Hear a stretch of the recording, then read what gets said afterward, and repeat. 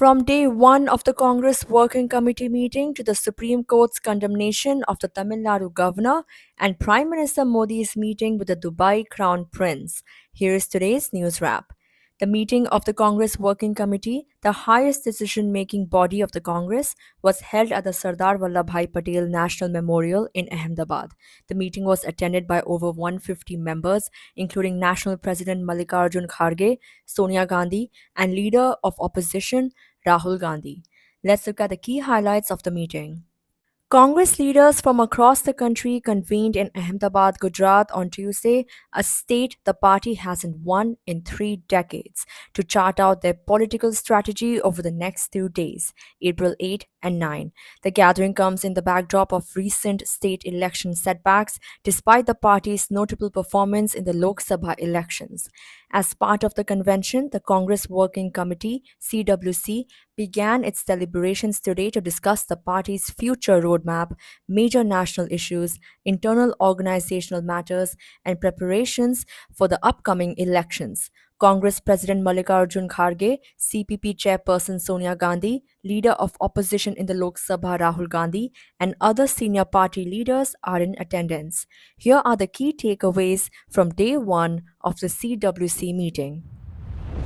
आज 158 सदस्य मौजूद थे, एक्सटेंडेड कांग्रेस वर्किंग कमेटी के सदस्य, जिनमें सारे पीसीसी अध्यक्ष, सारे सीएलपी लीडर, हमारे मुख्यमंत्री और सारे सीडब्ल्यूसी के परमानेंट, स्पेशल और इनवाइटेड, कुल मिलाकर 158 सदस्य मौजूद थे।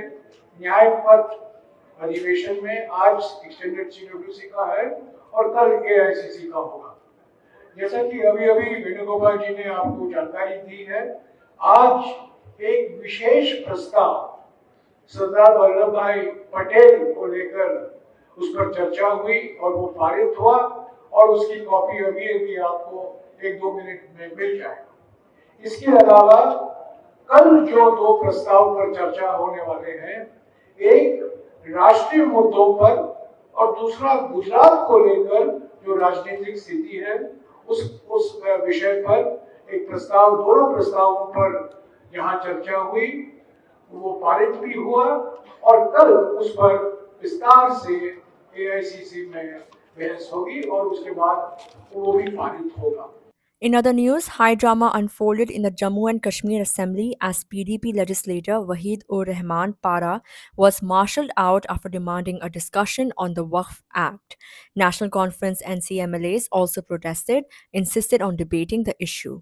The uproar led to multiple adjournments, heated exchanges, and slogans like Kala Kanoon Wapis Lo.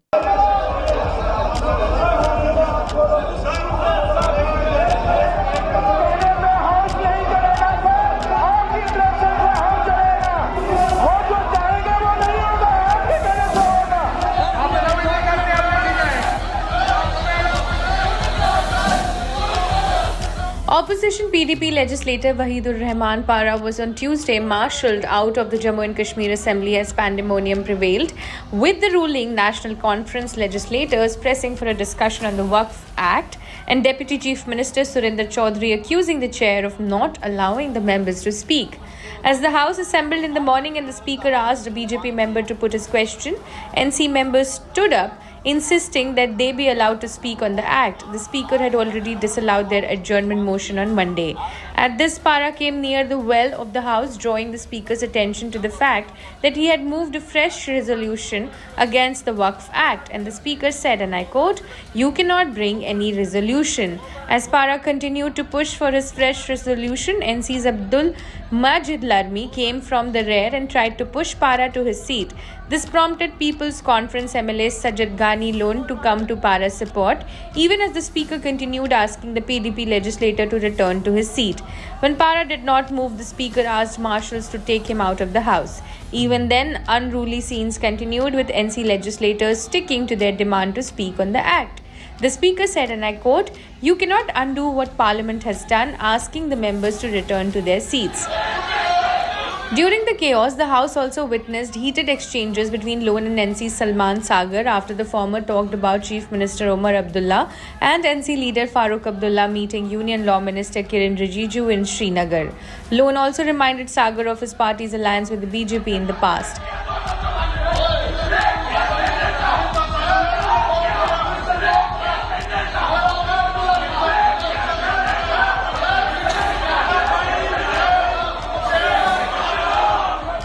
BJP member Pawan Gupta entered the well of the house and sat there for a while before returning to his seat. Independent MLA Sheikh Abdul Rashid was also seen standing at the entrance of the well along with NC members raising the slogan, and I quote, "Withdraw the black law." As repeated pleas by the speaker asking legislators to take their seats fell on deaf ears, he adjourned the house for 30 minutes at 10:22 am. However, when the house reassembled after 30 minutes and NC members again stood up on their seats, the speaker, citing provisions of the business conduct rules, said that no issue can be discussed in the house which is not of its primarily concern. As agitating members did not listen, Deputy Chief Minister Surinder Chaudhary stood up, asking the speaker to allow members to speak on the issue. He said, and I quote, "This is the concern of the members of the House. We are elected public representatives, but you don't allow them to speak." He added the proceedings will not be dictated by the BJP. As nothing was audible, the speaker again adjourned the House till 1 pm. Later, outside the House, Para said, and I quote, "Jammu Kashmir is the only Muslim majority state and its CM is also Muslim. We should have passed a resolution the way Tamil Nadu and Karnataka assemblies have passed against the Waqf Act. This is the issue of mosques, Muslim shrines and graveyards. The NC has 50 MLAs and they are doing drama here." In a major constitutional verdict, the Supreme Court ruled that Tamil Nadu Governor R.N. Ravi acted illegally and erroneously by reserving 10 repassed bills for presidential assent, declaring the governor's delay as disrespectful to parliamentary democracy. The court invoked Article 142 to declare all 10 bills as having received assent. The Supreme Court emphasized that governors must act in line with constitutional values and respect the will of elected governments.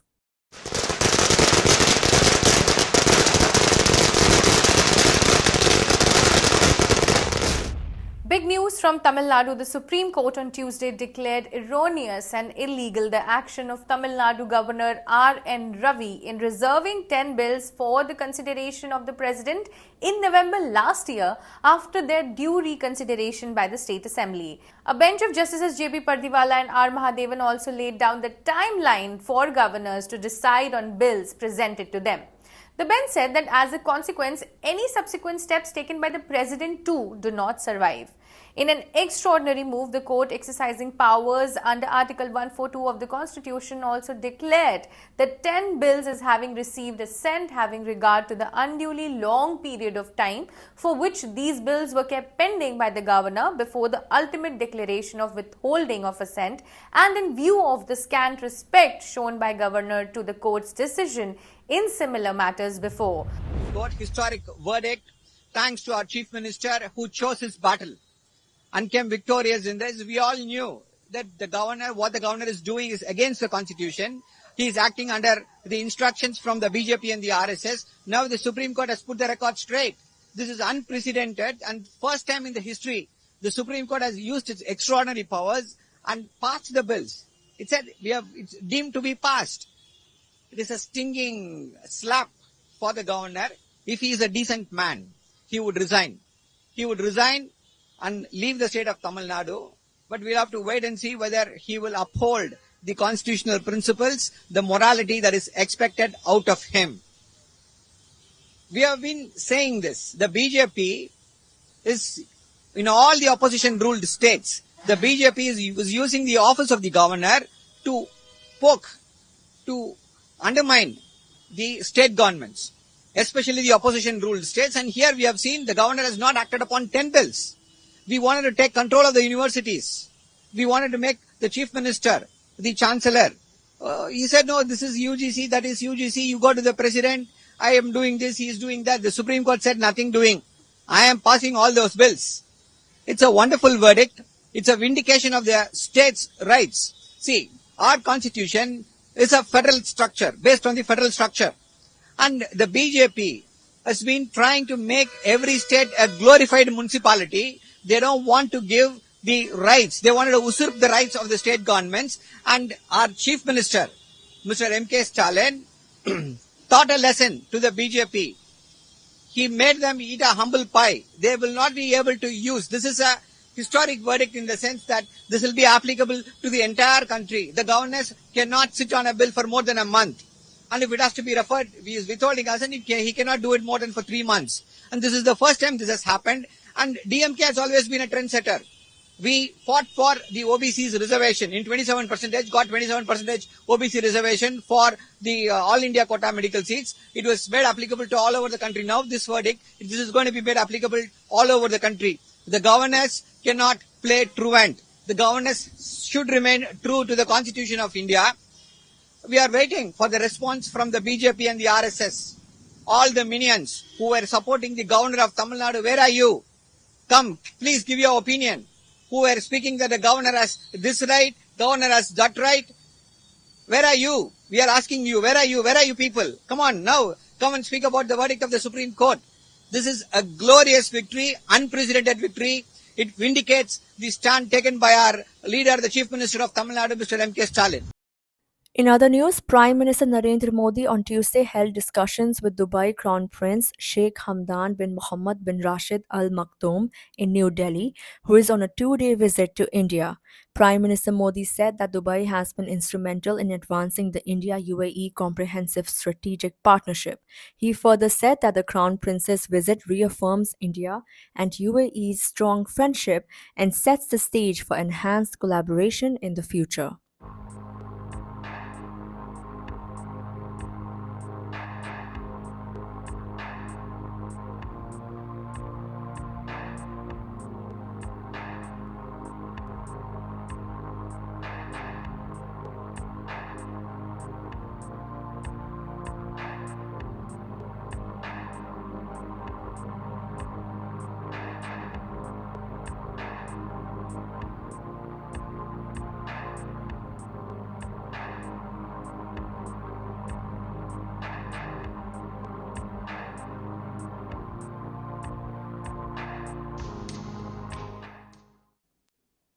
That's all for today, leaving you with visuals of children hanging bowls filled with water and plates with rice on trees to provide relief for birds in Kalaburgi, Karnataka.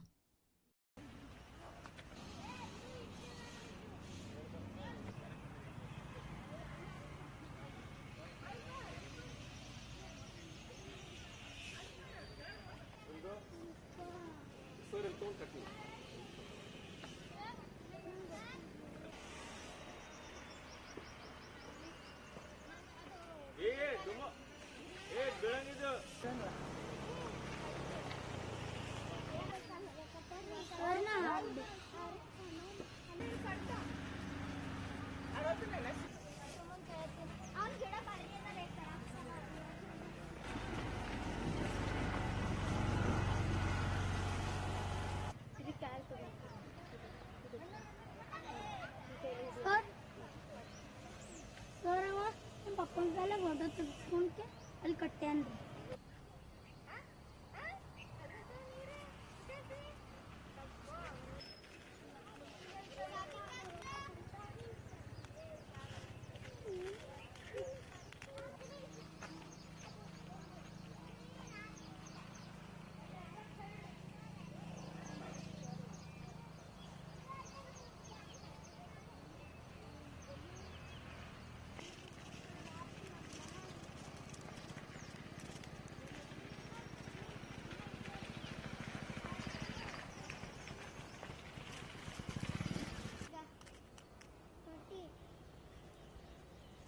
Batu erlaka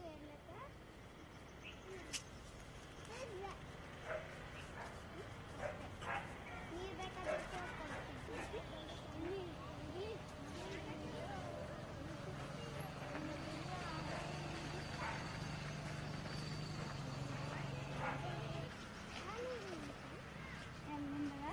ಅಲ್ಲಲ್ಲ ಬಾ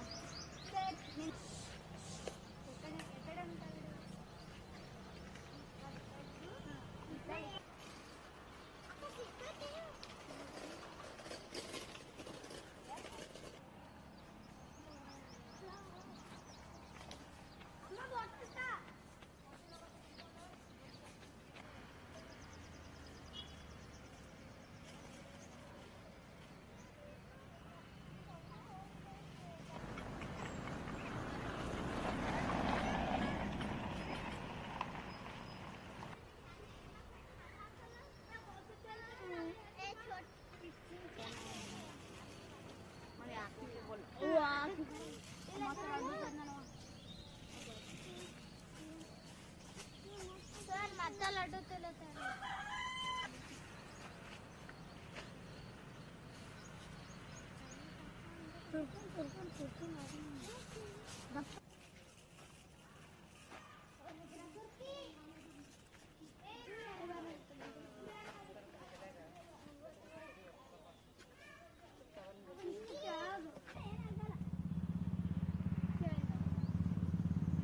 Why the humans can react when they are hungry?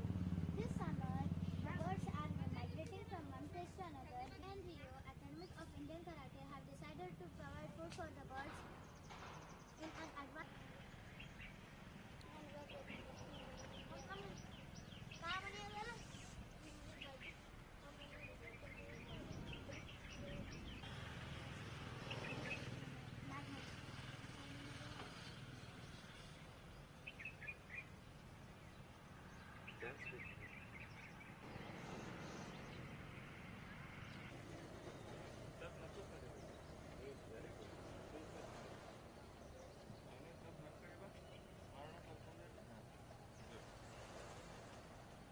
ಈಗ right side turner ಹೇಳು ಕಂಬದ ಕಡೆ stick ಇಟ್ರಲ್ಲ ಆ side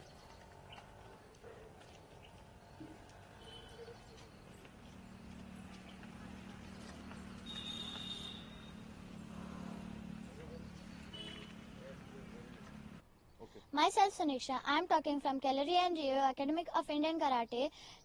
While the humans can react when they are hungry, but the birds cannot. This summer the temperature has gone very high, cross 40 degrees Celsius. So the Kellery NGO Academy of Indian Karate have decided to provide food for the birds, food and water for the birds. So therefore, we have decided to do this. I hope that you can also do this. Thank you. Save environment, save birds. Okay Myself Prakriti.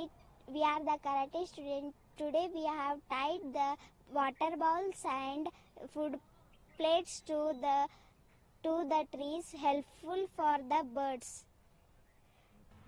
Morning everyone. My name is Savani. I am telling Shagans, say nature, say birds, say life, say birds,